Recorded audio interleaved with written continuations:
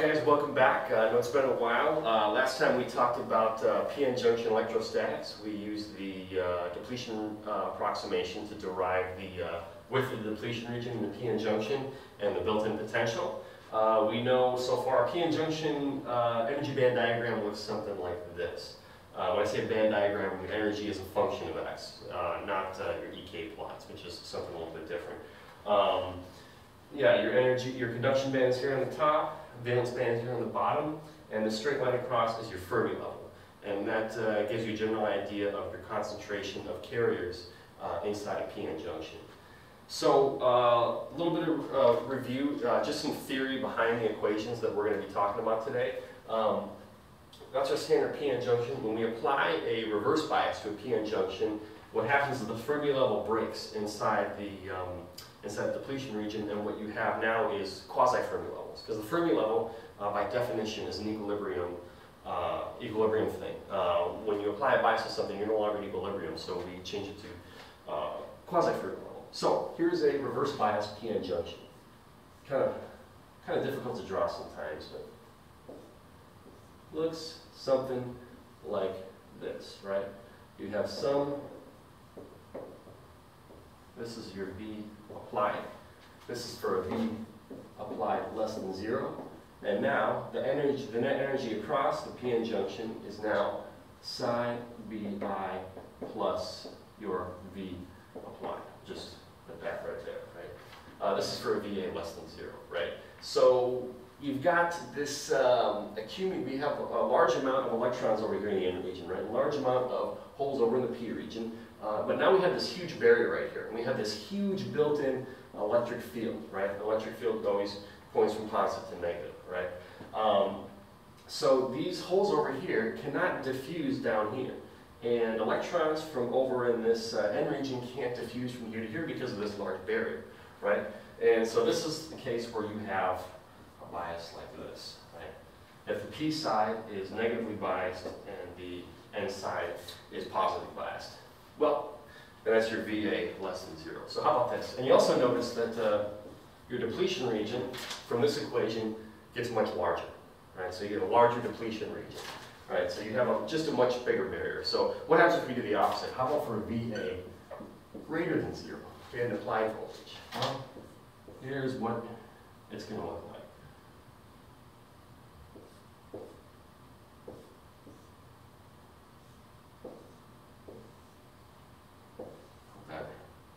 Makes sense like this, right?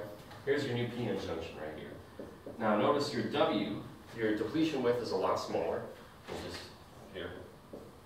Let's say this is like a battery, some voltage source. The positive terminal on the P side, the negative terminal on the N side, right? And you notice this part, and we derived this earlier, and your energy, energy is a function of x, false when you have some applied voltage that's greater than 0, right? And now you have this distance VA is your energy. I should write EVA because this energy band diagrams are in terms of energy. And your depletion, now your potential across the pn-junction is now psi Bi minus V applied, right? For a Va greater than 0, right? So what happens now? There's a smaller barrier for the holes on the P side to diffuse over the N side, and there's a smaller barrier on the N side for electrons to go from the N side, diffuse to the N side to the P side. And that leads to minority carrier diffusion current. So in a pn-junction, we'll see right off the bat that you have two types of diffusion current. You have diffusion current from the N side going to the P side, which are electrons, and you have diffusion current from the N side going to the P side, which are electrons, electron hole currents. I think I said that backwards, but anyway, this is what the equations for that look like. So your current density, P of diffusion, is negative. Electron charge times dP, which is your diffusivity constant, and that's related from the Einstein relation, which is d over mu equals kT over E. So it's all related to mobility, diffusion, and diffusivity and mobility times this gradient del pn of x over dx. However, this is for x equal to x sub p, right? That's negative x sub p right there. Right? Yeah.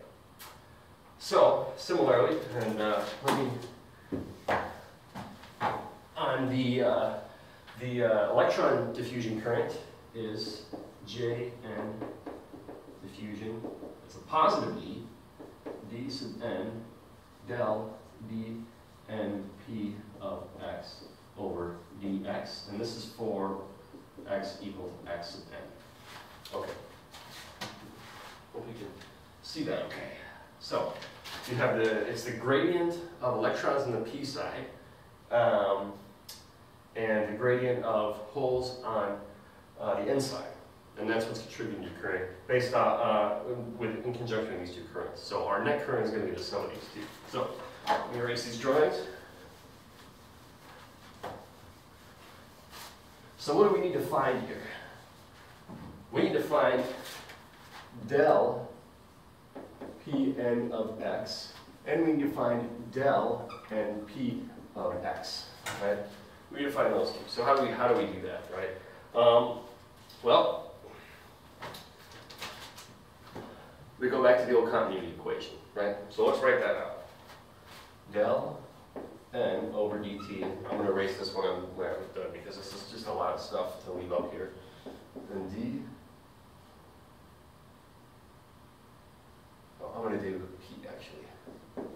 d p del squared p n of x over dx squared plus mu sub p electric field d n of p over dx. I'm just going to write, yeah, we don't need to write of x, so it should just be, oops, and that should be pn plus p mu sub p del e over dx plus your net generation and recombination, which is g of p minus r of p.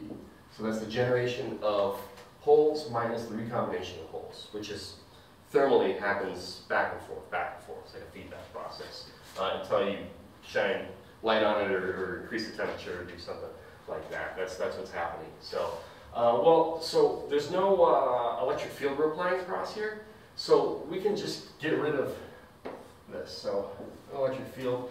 And we're not varying current as a function of time, so we can get rid of this term. And then what we have is 0 equals del p d squared pn over dx squared minus, and what we derived in one of the previous lectures is this term can now become our pn of some x minus pn of 0 over tau p, right?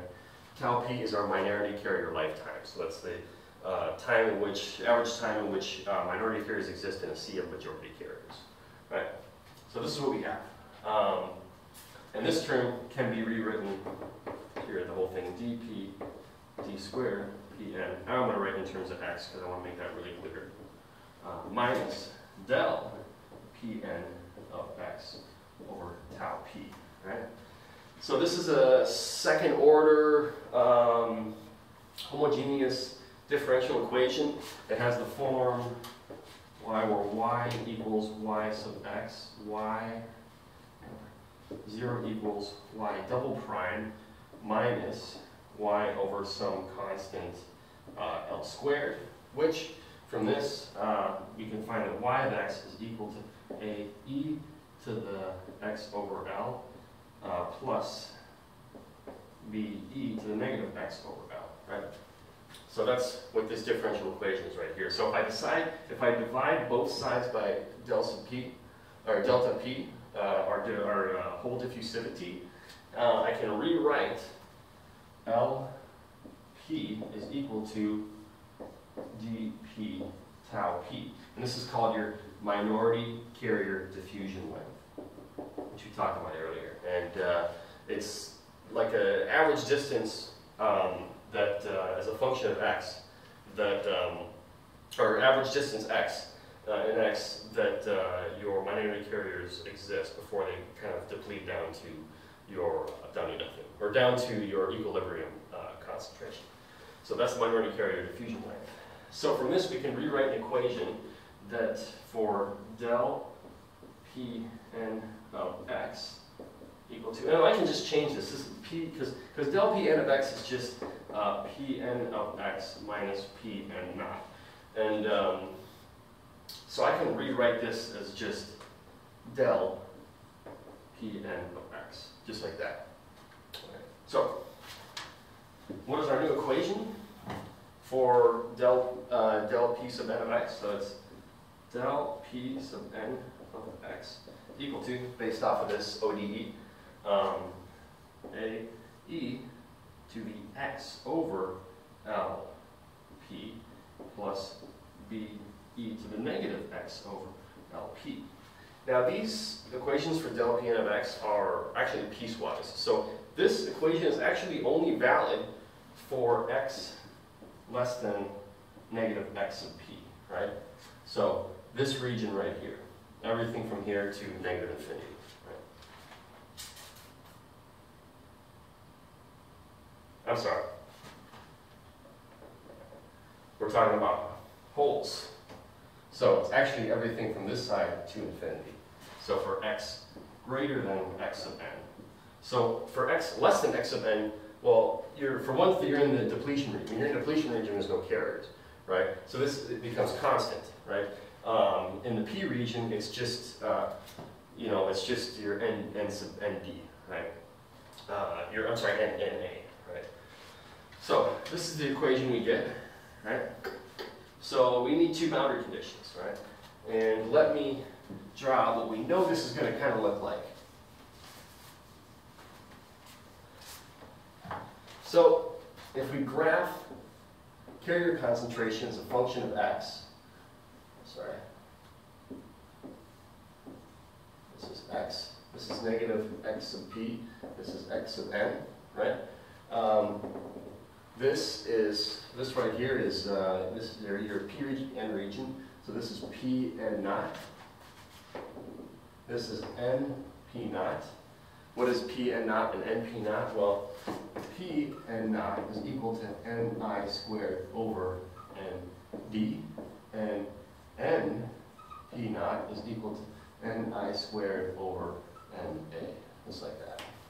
Right. That's from the fact that. That's from the fact that np equals ni squared. Okay. So, what happens when you apply a forward bias? Okay, so holes from the p side diffuse over the n side, and they build up something like this, right? And they kind of accumulate here right at the edge of the depletion region. And over here, similarly, electrons diffuse from, holes diffuse from the p side to the n region. Build up here. Yeah, so this is electron concentration. Electrons diffuse from the p region to the n region. Holes diffuse from the p region to, from the n region to the p region, right? And then we get p n of x and n p of x, just like that, right? So that's how they build up. So, what does this tell us about boundary conditions? Well, for one, it tells us that at x equals to infinity, right? So we're just solving for this side right here. X equals to infinity, del pn of x is equal to 0, right? Because del pn of x is just pn of x minus pn naught, and eventually it just converges with your pn naught, and the difference between them becomes 0, right? Second boundary condition, at x equals x sub n, del pn of 0 here, or infinity, del pn of x sub n, what does that become? Well, that becomes this concentration right here when it reaches the top. And what do we remember about the pn junction is when it's biased, such like this, right, then, and this is the edge, then the difference then going from Boltzmann statistics, your carrier concentration right at the edge here is going to be a function of the difference in these two Fermi levels, which is your V applied. So your concentration, we'll call N, is proportional to some exponential EV over KT, where V is your applied voltage, right? So at this X of N right here, our carrier concentration is Pn of X sub N minus Pn sub 0, which is equal to Pn naught e to the EVA over KT minus 1. Yeah. Make sense? So those are our two boundary conditions. So, going back to this equation right here, let's plug in this first boundary condition, infinity. So, del Pn of infinity equals 0, right? Between 0 to 0 is equal to A e to the infinity plus 0, right? Like that. Well, e to the infinity is like infinity. This term goes to 0 because you have negative infinity over LP.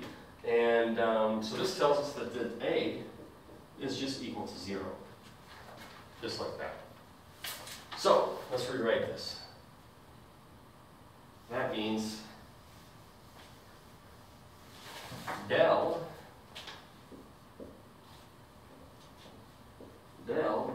Pn of X is equal to B e to the negative X over LP. Okay, second boundary condition.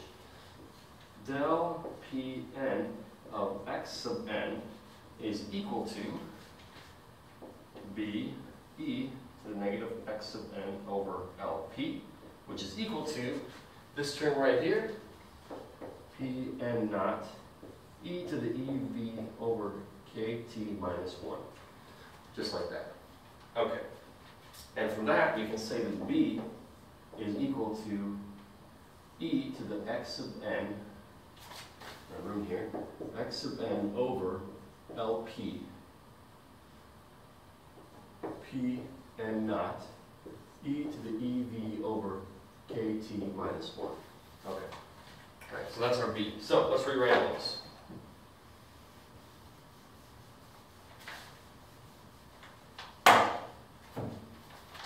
So, del P n of X is equal to, oh, what is Pn naught? Pn naught is just Ni squared over Nd, right? So, Ni squared over Nd, right? Mass action, whatever that's called. E to the X sub n over LP, right? E to the EV applied over KT minus 1. Okay. Erase all this junk.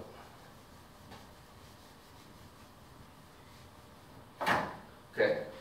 Times e to negative X over LP. So I can finally rewrite this as del Pn of X equals Ni squared over Nd e to the X sub n minus X over LP e to the EVA over KT minus 1. Boom. There's our equation for del Pn of X. So we can do the same process on the P side, right here, solving for our minority carrier electrons as a function of X, and we're going to get something like this. Del, pardon my handwriting, del N of P of X equal to Ni squared over Na, e to the negative and X sub P minus X over Ln, e to the EVA over KT minus 1, quantity minus 1, and there are two equations. So, we have some more derivations to do. Now that we have this and this, we can define this and this, and we can get our net current. So, erase this, and I'm going to try and squeeze these in over here.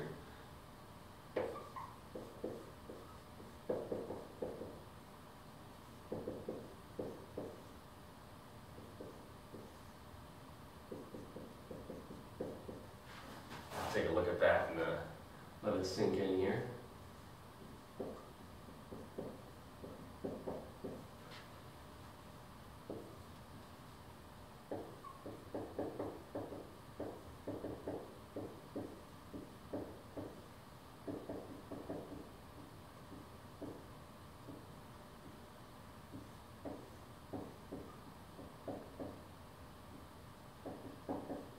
Right, okay.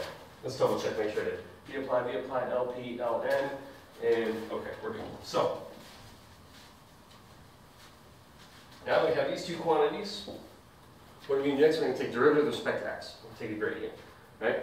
And then we're going to find what that gradient is at x of p and x of n respectively for our JP diffusion and JN diffusion. So, del pn of x over dx is equal to derivative of this with respect to x. So that's going to be a negative ni squared over nd, 1 over lp e to the negative x plus xn over lp. I just switched these around, same thing. So times e to the ev applied over kt minus 1. And there we go. And we want to find it at x equals x sub p. Right? That's, I'm sorry, negative x sub p. I'm sorry, x of n. X sub n, right? Well, what happens if you plug in x sub n? Negative x sub n plus x sub n becomes 0, and L term becomes 0, right? So, our JP diffusion, which is your diffusion current that takes into account holes from the n side diffusing to the p side, so we're view. You have a negative and a negative, so that takes that out, and we have, takes that negative sign out, we have E ni squared. These are electron charge, by the way. 1 electron volt, 1.6 e to negative 19 coulombs. Ni squared d sub p over n d lp e to the e v a over kt minus 1. Similarly, our J n diffusion, if we were to do the same thing, take the derivative of this term right here and multiply it by e times d sub n. We're going to get e ni squared d sub n over NaL and e to the EVA over KT minus 1. And there we go. So what is our net current? We can rewrite our net current. And here you're going to start seeing something that looks familiar. Our net current is the sum of these two. So J net is equal to, well, these terms are similar. These are not, this E Ni squared is in both of them, so I can write E Ni squared, right? dP over NdLP, see that okay? Plus dN over NaLN, quantity E times EVA over KT minus 1. And we have our net diffusion current in a pn-junction, which takes into account most current in a pn-junction, or the most common current in a pn-junction. You can also rewrite this as J naught E to the EVA over KT minus 1. And if you multiply both sides by the area of your device, of your pn-junction, then you just get your I naught e to the EVA over KT minus 1, right? And so what is I naught or J naught? Well, J naught is called the reverse bias saturation current.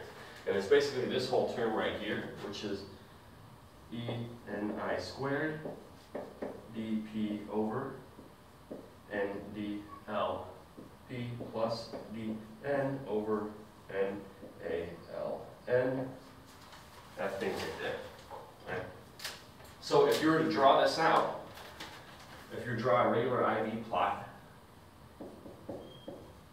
for pn-junction, let me write this. If you were to draw an IV plot, you can just use a different marker. That's I and that's V. It's going to look something like this. Okay. That, if you know anything about circuits and diodes, you've probably seen this graph before. And that is from the ideal diode equation.